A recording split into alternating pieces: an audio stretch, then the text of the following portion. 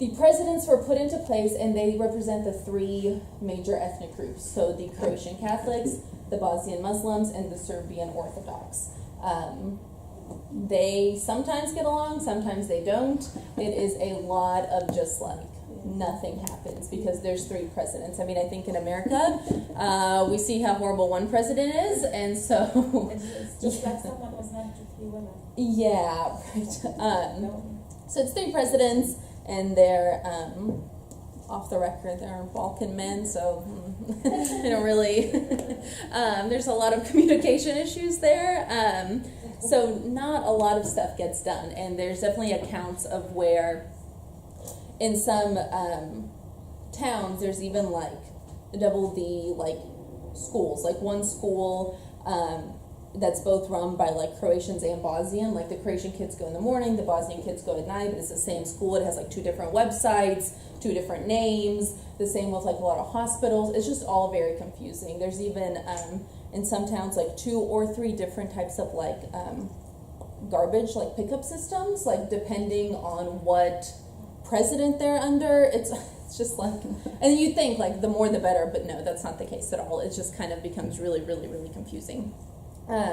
So then 13 prime ministers, very confusing. 10 cantons, like the regional districts, and we'll talk about those. They come into play with the healthcare system a lot. 180 ministers, over 700 members of parliament. Again, very small country, so if you want to be on parliament, you basically can. And then they're working to join the EU, but internal government gridlock creates challenges, and I'm sure you guys can see why. Croatia just joined the EU a few years ago. So now I have an American passport and a Croatian passport, if anyone's interested in seeing what the Croatian one looks like. I got that after they joined the EU, because there's no need to get it before. But they joined the EU, and Croatia, as I'm sure, especially if you're American, you're hearing a lot about Croatia. So it's like the new hotspot that everyone's going to. So growing up, people would be like, where are you from? Like, well, I'm Bosnian Croatian. Like, Croatia, where's that? Like, Korea? What are you talking about? I'm also from Kentucky. So, like, where's that? And so I feel like my whole life I've, like, been explaining where that is. And now everyone's like, have you heard of Croatia? It's this, like, cool new spot. And I'm like, oh, God, no. That's, it is, but there's still a lot of issues there. And so it's really interesting because Croatia joined the EU. Serbia is working really hard to join the EU. It probably won't happen because of a lot of human rights issues. And then Bosnia, just because of the government gridlock, a lot of ongoing challenges, it is doubtful that it'll join the EU. But then again, Bulgaria is part of the EU, and it's very similar to Bosnia. So, all right, next one should zoom all the way out, but if you click again, it'll zoom into the war and a very sad photo that says "Help Bosnia Now." The Bosnian War really came to a head in the early 90s, and America ignored it for a really long time, and then it started making all the headlines. Bill Clinton is famous for saying, "This is a problem from hell." That's how he described the Bosnian War, and there's actually a book written now, I think it's by Samantha Powers, who is the UN ambassador, or the American ambassador to the UN, called "A Problem from Hell," and how all of that started. And so it was described as a problem from hell because Yugoslavia was a very, very educated, very successful country, and then with the crash of communism and Tito, who's the leader, dying, it all just kind of went to hell. And the ethnic war started, and a lot of really horrible stuff happened, which I'm sure you know some of it, but we'll go into it too. Next one is background, and this will just give you a timeline of the Bosnian War. Now, this is from the Bosnian perspective. The Bosnian War was part of the Yugoslavian War, and that's really important to understand. So as you kind of go through this, just remember this is from the Bosnian perspective. There's a whole nother thing where Croatia and Slovenia wanted to leave and how that kind of went down. But this is what happened in Bosnia. So kind of the most important takeaways are that after Croatia left Yugoslavia, Bosnia also wanted independence. The Croatians and the Bosnians in Bosnia wanted independence, but the Serbians wanted to stay a part of Yugoslavia, which Serbia itself was still a part of. And so that created a lot of issues, as you might imagine. Recently, I think in the last year, maybe last 2 years, the UN ruled that what the Serbian forces did to the Croatian minority living in Bosnia, which is what we were, was not genocide. I have a lot of opinions on that, of course, but that has officially been ruled that it's not.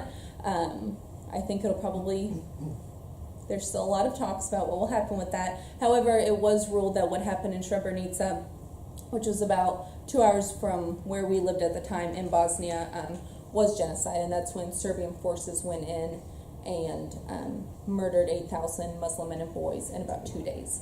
And so that's been in the news recently a lot because, one, it's really horrible, and that's kind of like the defining big thing of the Bosnian War, but also because the UN has ruled that the Dutch UN forces that were supposed to be responsible for keeping Srebrenica safe didn't do their job, and they basically handed over all the men and boys to the Serbian forces that then murdered them.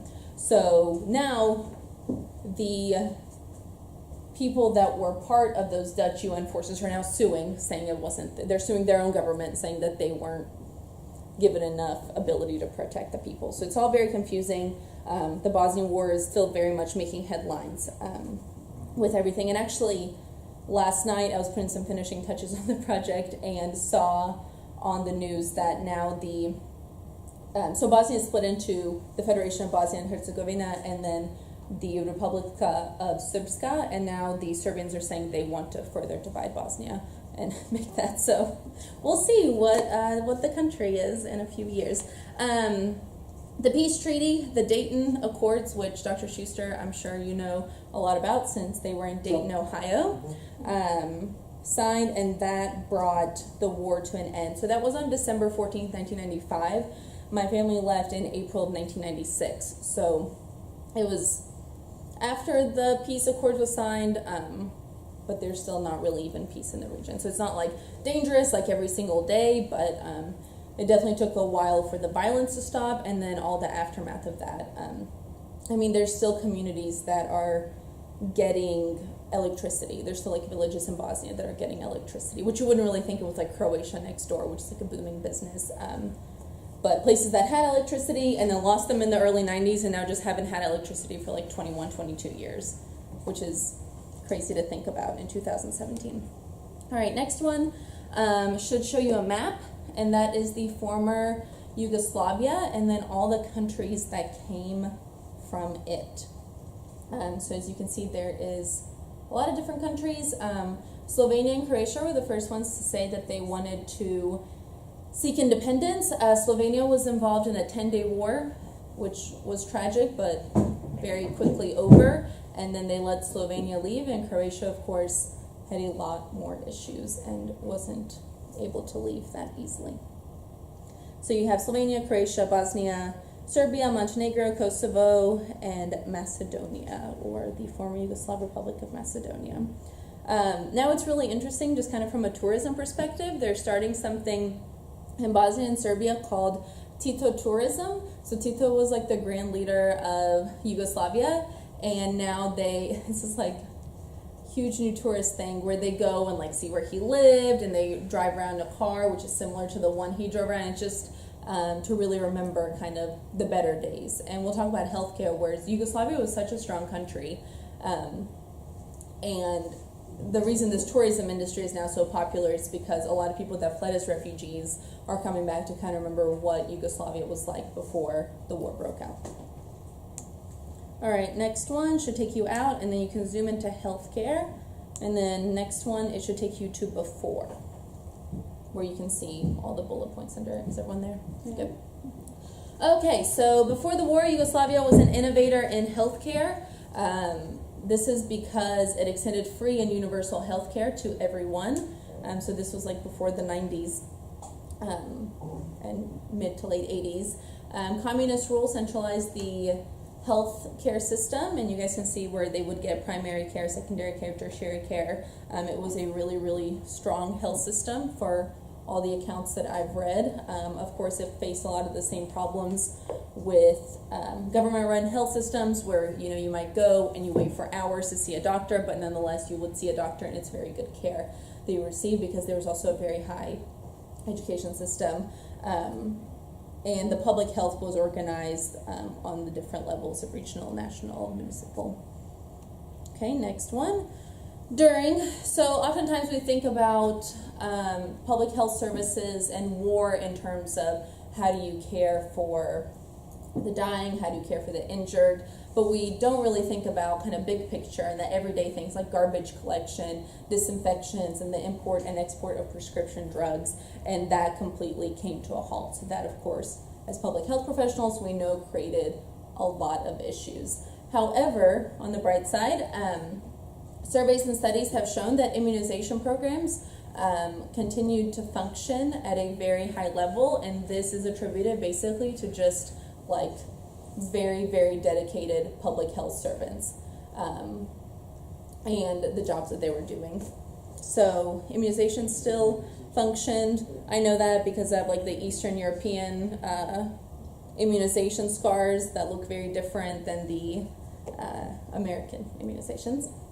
And then emergency care facilities were set up, and you see this a lot during war times, that they're converting government entities or other private and public property into hospitals, just kind of makeshift hospitals. My little brother was actually born in what was a school, and then it was converted into a hospital to take care of the injured, and of course if women were giving birth. And birth, I didn't put this on here, but there weren't a lot of births during the war because abortion was just very much like accepted as a part of life. Like, why would you bring a child into a war zone? So it was very understood that if you were to get pregnant, that you would most likely seek an abortion. That was very understood and accepted across all religions, whether it's Orthodox, even Catholics, and Muslims, and that was very understood. So when my mom chose to have my little brother, that was, we've talked about this on, that kind of created like a lot of interesting dynamics within our community, that somebody would choose to have a child. He's pretty great. He's really cute, so we're glad he's here. Sometimes. So during the statistics indicate that about 30% of the health facilities were destroyed or heavily damaged. I thought that would be higher, but 30% is still horrible. And again, 30% of practicing health professionals were lost, and that's either because they left or because they were casualties of war. And I think we talked about, I think it was in this class, Diego, I think I remember you bringing it up. I think it was in this class where doctors from countries that move to other countries and become, nurses or something like that. So that's very much the case, especially in America and Germany and things like that. There's a lot of Croatians and Bosnians and Serbians that started as that and maybe have now worked their way up to doctors. So this was a really interesting point, the last one about NGOs. That's one on the slide. Very high rates of NGOs setting up projects. And this was because the Bosnian War started making headlines all over the world as this horrible thing that was happening, and that is true. And that made NGOs just kind of rush the scene because they wanted to be the very first ones there to take care of stuff, or at least just be there. But there wasn't much at the time that you could do besides literally take care of casualties. So these projects that they were proposing and going over there for didn't really have an effect. There were like huge levels of anti-smoking programs. And that's very important, and we'll talk about the health issues that affect Bosnians now. That's not really the priority when there's genocide going on. So NGOs would come in and do anti-smoking program, like a nutrition thing or stuff like that, and it was just not viewed well by the community because it was this isn't what we need right now. We really need help right now. We don't need you telling us not to smoke. If there's a war going on, you kind of, just let people smoke and deal with their stress in a moment. Let's figure out what else is going on here. NGOs were often seen as pretty problematic in Bosnia, the ones that were just kind of coming in. And even they were doing a lot of programs for HIV/AIDS and all the stuff that was necessary, but unfortunately at the time it wasn't the priority, and Bosnians weren't able to prioritize that, so no one really even took advantage of that for a lot of reasons. So it's one of the situations where everyone's intentions are really good, but in practice that's not what was needed. However, the US, Canada, UK, Spain, France, and Greece came with medical education. And that has proved to be one of the most important things. So they came in, educated people on how to take care of everyone else. As we've discussed, it's really important as public health people to kind of go in there, educate, and then pass the mic and let people work in their own communities because they really know what's best after they have that medical education to where they can help. Okay, next one should take you to today. So you'll see the adult risk factors, current tobacco smoke, high rates of tobacco smoke, alcohol consumption, raised blood pressure, and obesity. When I told my parents this, my dad made the joke, are these the health problems in Bosnia or at our Christmas party? So that's a good Bosnian dad joke for there. But really, when I see this, I was like, yeah, absolutely. That's absolutely what it is. And even in the Bosnians that have moved away, these are still very real issues. The mortality, cardiovascular diseases, I think that's absolutely true. Both of my grandparents have died from heart attacks. My dad's had multiple heart attacks, cardiac arrest. It is a very real thing in that region because of alcohol, tobacco smoke, stress, mental health issues that we know come into cardiovascular issues. So no surprise there. And then cancers. And that a lot of it is because there's a lack of care for cancer also. Okay, next one. Still on today. So talking about the insurance, this is where my dad told me to put a picture of a euro and a US dollar and tell you guys that that's the insurance card for Bosnia. So you can see that health insurance is supposed to cover all of these people that are on this list. So in practice, that's really good, right? Except when it comes to unemployed people, that's really hard because, and it says unemployed with secondary and higher education, but a lot of people aren't employed with secondary and higher education. Families of fallen soldiers, also a huge number. Students or retirees, also a huge number. And it says refugees and displaced persons. I think this means more like internally displaced because Bosnia, though it is a predominantly Muslim country, hasn't really been able to take in too many Syrian refugees, especially just because of lack of funding.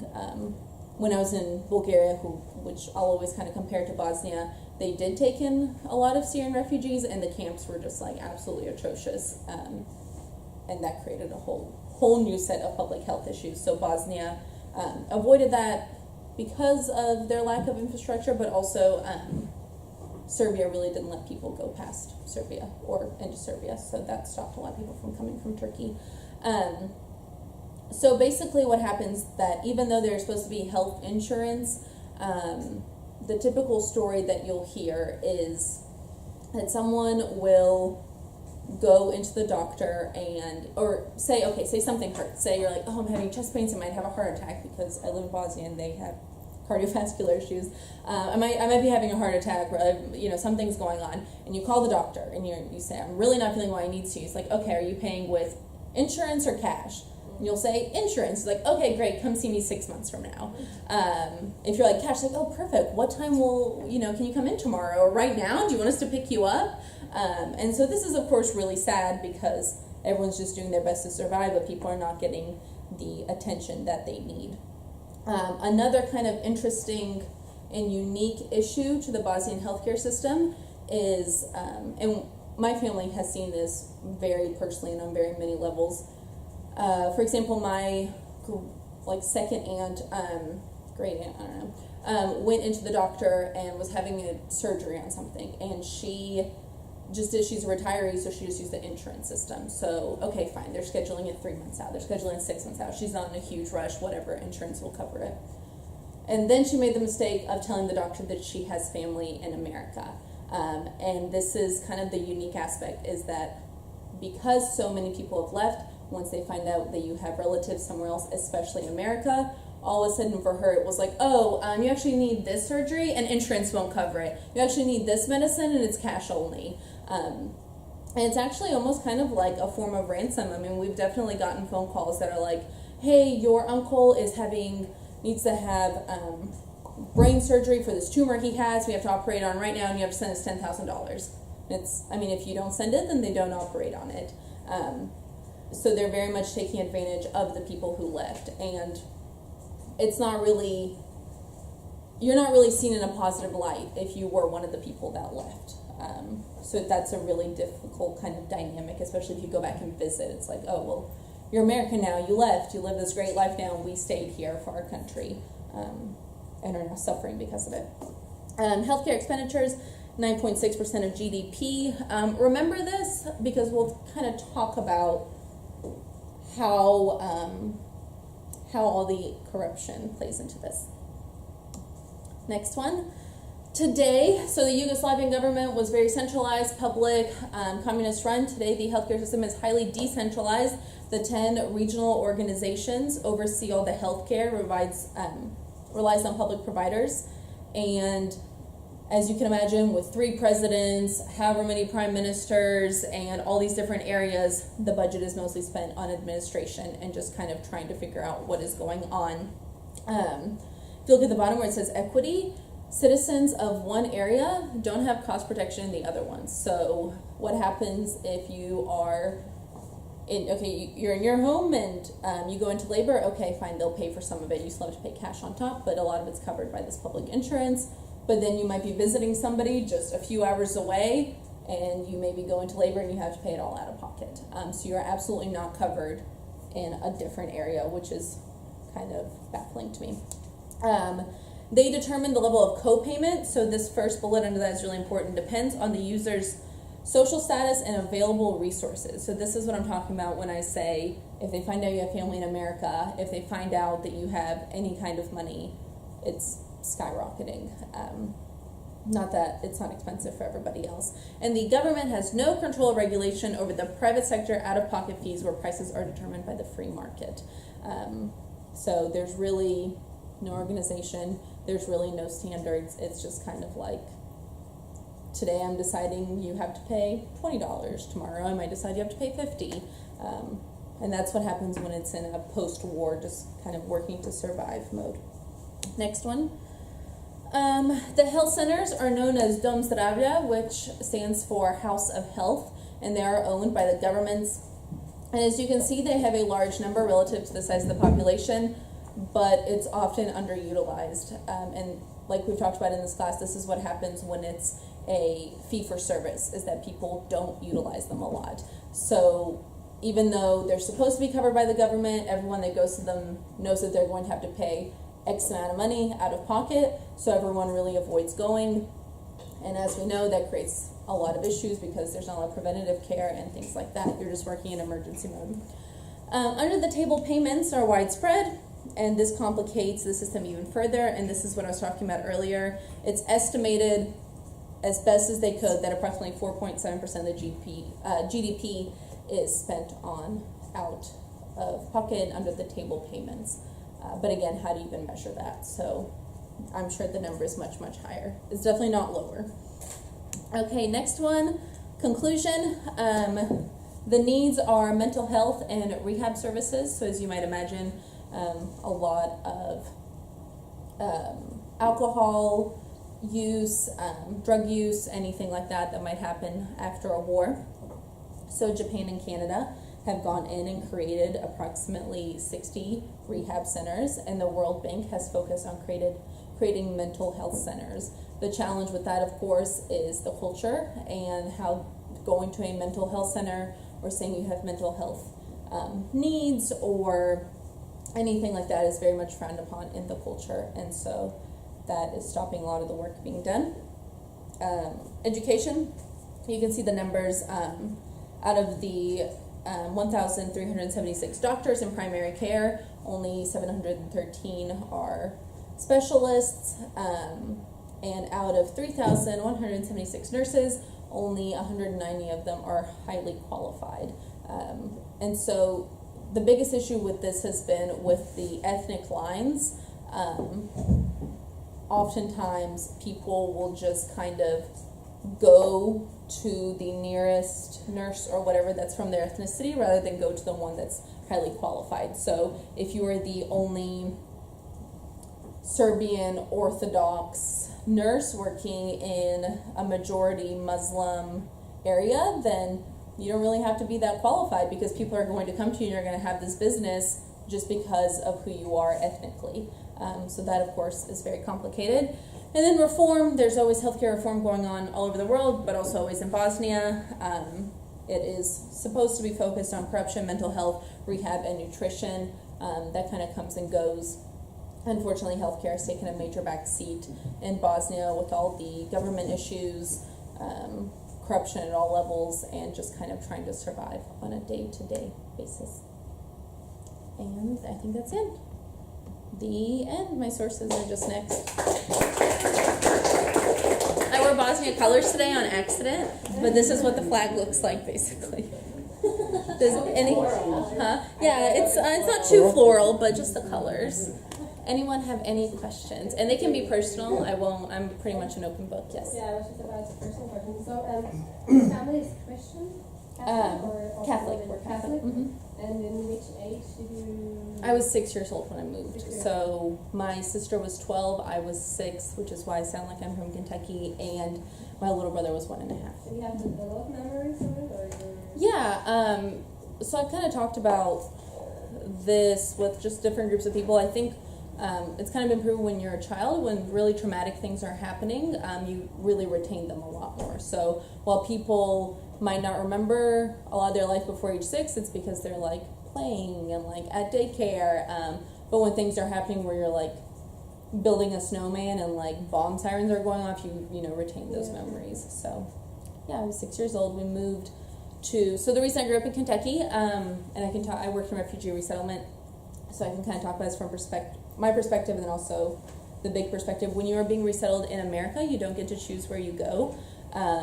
It is either where your family is or just what offices can take somebody at that time. So we had a little bit of family in Kentucky, so they sent us there to try to keep us with the family. I have family all over America. We by no means chose Kentucky. It's really interesting because the big city, the one I live in, big city in Kentucky, the one I live in now is Lexington. And we were placed in a place called Woodford County. If you guys ever heard of Woodford Reserve, the bourbon, that's where I'm from. And it's a really well-off county. And so it was really interesting growing up as the only like immigrants besides a lot of like Mexican farm families that were working, the only immigrants growing up in like this very small southern town that you think of when you think of the South. So yeah, we were resettled there. Good question. Thanks. I found it funny that under the reform, they don't include structural reform, like reducing the administration heavy system. I mean, for a country of 3 million people, having like 4 presidents, 90 prime ministers. Yeah. I mean, you have to remember that ethnicity rules everything there. So they're never going to get rid of the other presidents because then the other groups wouldn't be represented and no one trusts each other anymore because the war was just 20 years ago. Like for example, Isabella, presented in Nigeria, that the woman has got like more than 500 tribes. More than 500 tribes, one Muslim President Buhari, and is in the north, so the north controls over the south. So I think it's not necessarily a compromise. It's almost like who's got a stronger voice to dominate the other. And it seems like in your case, I think everybody's almost like a stalemate, right? Oh yeah, nothing's happening. Yeah. And then just one more thing. One of your previous slides, you talked about the intervention of of Italy, Greece, and I think Spain with medical education. Mm-hmm. Now, when I read that, I thought you meant literally medical education, as in training of medical professionals, which typically that's what it means. But I think what you meant was more like health education. Kind of both, really. Just any kind of education that they were able to.